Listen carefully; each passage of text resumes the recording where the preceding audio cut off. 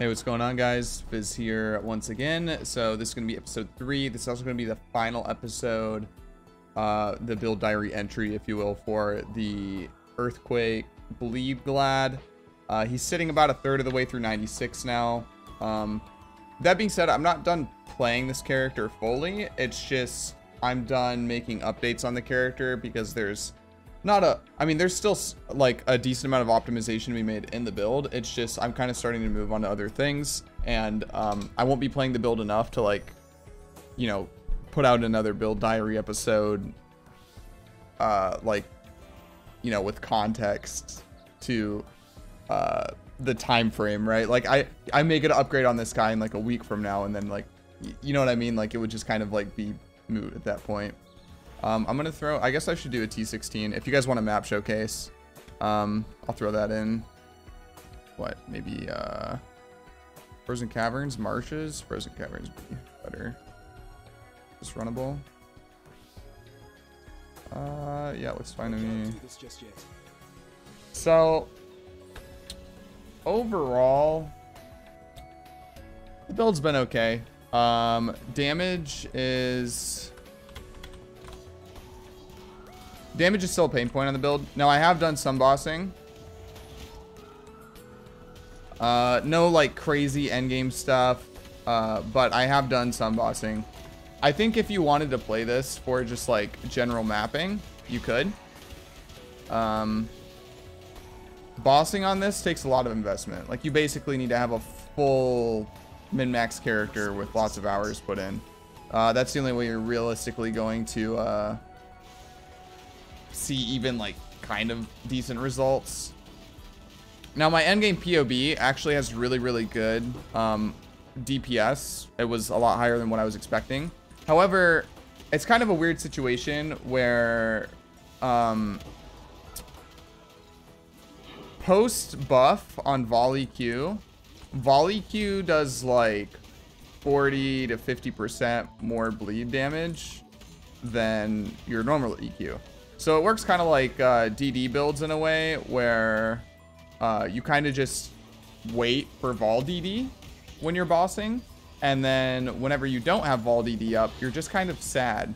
Which I've even toyed around with the idea of potentially using the increased duration of ailments helmet craft. I just didn't get around to trying it because I started working on other projects. I also never got the suffix that I was looking for on my Seajax. I finally did get a reforge. I finally got a reforge, but it was a keep suffix, reforge prefix, which is obviously the opposite of what I need, right? So that felt pretty bad. And like I said, I'm just kind of like, it was just kind of like a lot of mapping and waiting on like really tiny upgrades. And I have still a good amount of stuff that I want to try and builds that I want to do in this league. So I just am kind of putting this character on the back burner. Like I said, I am still using him to like do stuff like farm, you know, influence currency and stuff like that for other characters and stuff like that. But he's definitely getting moved to like the side so I can start doing new things. That being said, tomorrow will be the first build diary update for the next build that I'm doing, which is a build a lot more focused, a lot more focused on bossing instead of mapping. So keep an eye out for that if you want to see something related to it. It's a skill I have never played before ever in PoE. So yeah, I've actually been having a lot of fun with it, but yeah, you guys will have to wait till tomorrow to see that one. Overall, though, I think this is fine. I think it's worth playing. You can get Fortify in maps. It can be a little bit pain champ at times, simply because you're an amulet build, but it's good enough. You'll see the boss damage can be pain champ. So this is more life. It's a T16 boss with more life. So this isn't like straight 1-to-1, but it is worth noting that if I had finished my axe, like, okay, so if I had a royal axe instead of a elder siege axe and it had the suffix on it, I would be doing like 30% more damage than what I am right now. And I don't mean like a 30% more multiplier. I mean, like, I would literally be doing like 30% more damage than what I'm dealing right now. So there is definitely a lot you can do there. There's also like some cluster jewels. Fizzdot loves cluster jewels. I just don't like building around cluster jewels in most of my build diaries, unless it's absolutely mandatory for the build. Simply because I don't like farming them, I don't like interacting with delirium, and I don't like rolling them, and I don't like putting them on my tree. So yeah, I don't like cluster jewels. But real quick, I will go over some changes here. We have now fully spec'd out of cleaving, as I mentioned in a previous episode.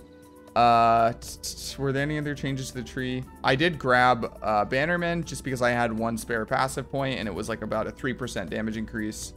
And other than that, everything's basically the same. So what really changed? Why did I take points out of cleaving?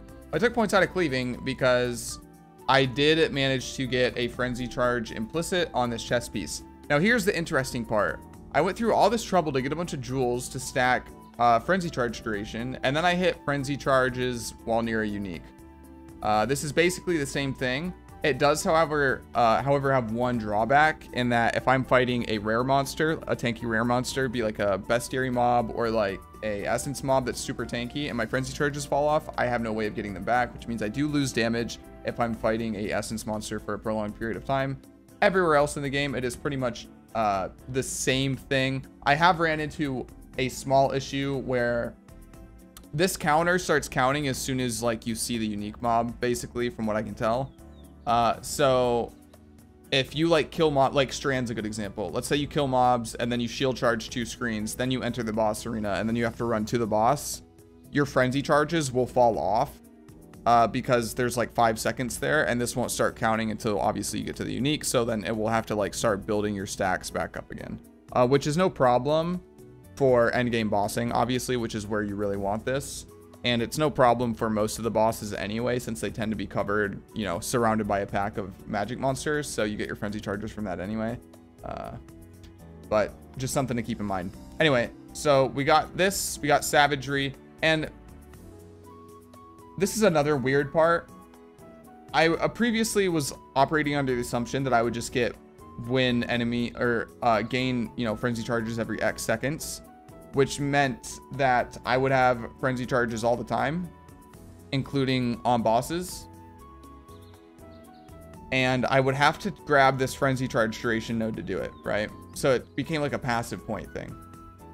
However, with this, I actually don't need to have all the frenzy charge duration because it's every 9 seconds. Technically, with no frenzy charge duration modifiers at all, you would still be able to sustain frenzy charges on endgame bosses, which made it a little bit kind of weird to grab all of this, because when you just have 3 frenzy charges plus cleaving, it is obviously more damage than 4 frenzy charges. Just getting 1 frenzy charge is not going to make up for all the damage that cleaving gets you.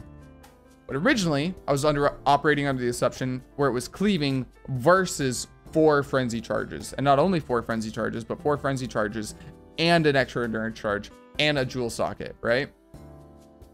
But I ended up not having to make that decision because of the mod that I hit. However, I went with the original idea anyway, just because I wanted the jewel socket, I wanted the endurance charge. So technically, this is pathing right here is a damage loss over going straight for cleaving. It is a very minor damage loss, but it is a damage loss nonetheless. However, I do get a jewel socket, which is life, and, you know, other, you know, damaging nodes if you want to put them there. And then also an endurance charge, so I do get tankier from that as well. So I ended up going for this. Now, had I kept playing the character, I would probably just put points back into cleaving, say screw getting, you know, like 400 more life or whatever. Just because the build does need the damage, honestly, it does. Anywhere you can get the damage. And again, replacing the axe with actually beneficial suffixes would go a long way. But that's the only passives that really changed there. Everything else is basically the same. Moving on to gear. Now, the helmet is still the exact same helmet you saw. The chest piece is still the exact same chest piece you saw. Now, I don't remember if I covered this in the last video or not, but I did get a implicit for a chance to block attack damage, which is really nice. It eased up gearing in terms of the shield. And then the frenzy charge implicit. On the helmet, I have literally nothing useful because I still didn't hit anything. It's actually crazy how many ichors and embers I have thrown on this thing without it getting anything. Moving on to the shield. The shield is new. basically, I got a shield with spell suppression that was passable to spell suppress cap. So this character is fully spell suppression cap, with no spell suppression taken on the tree whatsoever, excuse me. So it's pretty cool. However, it didn't roll with chance to block, which does mean I had to benchcraft it on, which maximizes, the max rolls at 5%, which puts me directly at 70% overall attack block, which is 44% spell block. Now, I felt this was worth it, obviously, because I went from 50% spell block to 100%, or spell block, 50% spell suppression to 100% spell suppression for making this change, and I only lost 6% spell block. Super worth trade in my mind. However, if you weren't okay with that trade, what you could do is instead of this point, I put in Bannerman until you got like a better shield. You could just put 1 point here. This is 3% chance to block attack damage, which gives you exactly 6% spell block and would cap your spell block for the 1 point passive until you got a better shield. But I decided I wanted the damage more. I take like no damage from anything really. But when you layer max spell suppression on attack block and spell block with endurance charges, and you know, like it's just, there's a lot of like layers there that just kind of prevent damage, you know, in totality. So it's felt fine, honestly. But yeah, that's the shield. And then moving on from there, I did get this belt. I can't remember if this was the belt I was using in the last video or not, but I'm gonna go over it anyway. It's tier 1 life, chaos res. I needed a lot of chaos res because of the changes I made in other slots. And my abyssal jewel is just life, lightning res, and frenzy charge duration. Ended up, like I said, not needing the frenzy charge duration, but there it is. Now the boots are pretty good. So the boots are 41% fire res, 42% lightning res, 25% move speed, a spell suppression roll, and a open prefix for bench crafted on life. I also got the lab enchant for reduced mana cost of skills if you've been hit recently. This is actually a pretty good one for this build.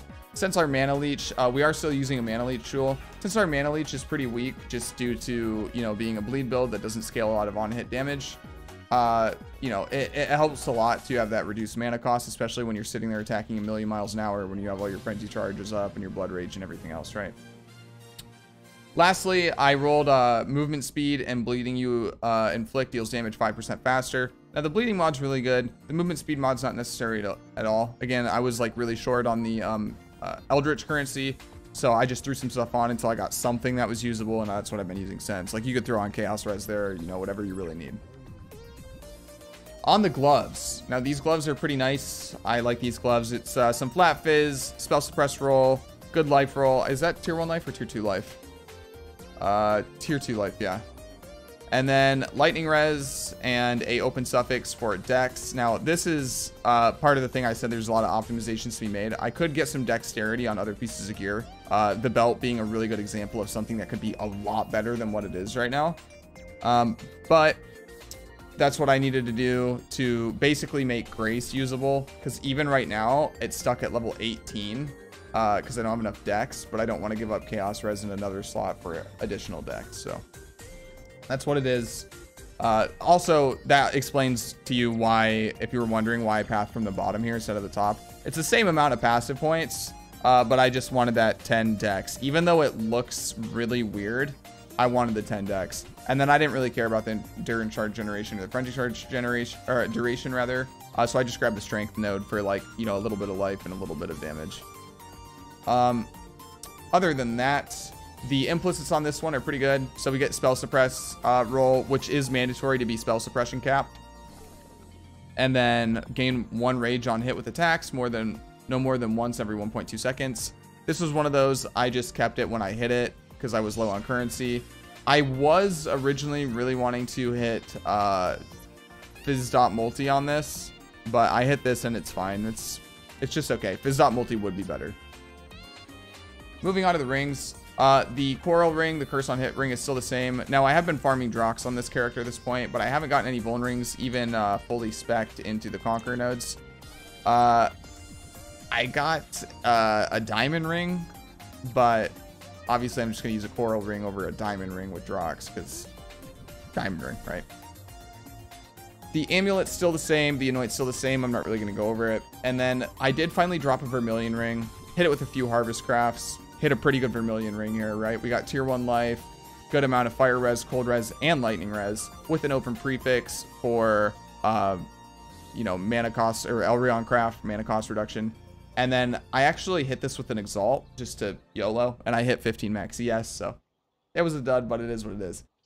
The last thing I'll go over is the Siege Axe. Now, everything on this is the same, except you'll notice that it now has a tier 3 attack speed roll on it.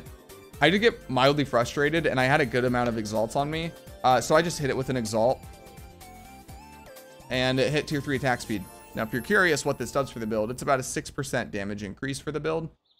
When weighted against literally just the culling mod by itself, which you would drop the attack speed for, you would drop all suffixes for this.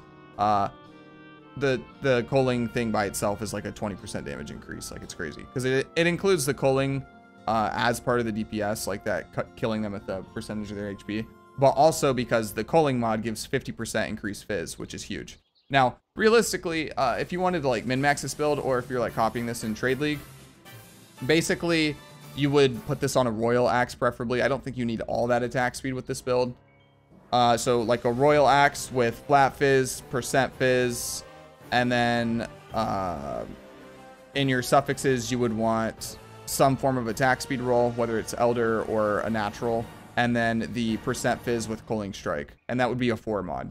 If you wanted 6 mod, your extra prefix would be a hybrid percent fizz roll, where it gives like percent physical damage and accuracy or whatever. And then for suffixes, it would be like increased damage with bleeding. I believe that is a suffix. And then that would be a full 6 mod if you wanted to spend, you know, hundreds of X on a weapon for this build. But that is all the gear. I think that's mostly everything for the character. I can't think of anything else I would need to go over. So yeah, all in all, final thoughts on the build. It was fine. It was a lot more fun to play than I originally expected. I expected it to be Pain Champ the whole time. Turned out to be a very, very comfortable mapper. T16 map bosses take a little long to kill. Nothing crazy. But it's been pretty comfy. Build feels quite tanky, and I don't really have any complaints. The only annoying thing is just, you know, typical stuff like my last video, the current state of Melee in general, that it takes such a ridiculous amount of time and investment just to be able to clear high reds. Is slightly annoying. That being said, if you wanted to play this, you could just rush high red maps because Glad has bleed explosions, so that will carry your clear, but it's just you're going to get to the map boss and you're going to be sitting there for 5 minutes wondering why you made certain decisions in your life. But other than that, the build's fine. This will probably be the final video you see on it. He may pop up in some footage somewhere along the line, but this will be the last dedicated video he gets. So yeah, this is going to be the end of Physics Buff Melee next Pat. Everybody wave goodbye to him, and yeah, I guess I'll see you guys in the next video. Thanks so much for watching. If you enjoyed the video, leave me a thumbs up. If you didn't like the video, feel free to leave me a thumbs down. Tell me what you think I can do better down in the comments. I do read all the comments. And if you are enjoying the content in general, maybe consider subscribing. And other than that, there will be a link to the private league if you want to come play with us down below, and a link to the video where I go over what the private league is and the rules pertaining to it. Anyway, I'll see you guys in the next one. Peace.